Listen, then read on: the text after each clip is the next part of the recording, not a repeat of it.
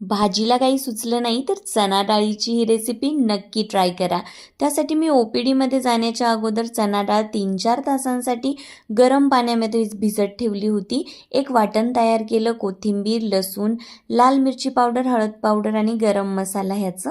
त्यानंतर जिरे मोहरीचा तडका, ठेचलेला लसूण, चॉप केलेला कांदा, टोमॅटो, मीठ टाकून छान परतवून घेतलं.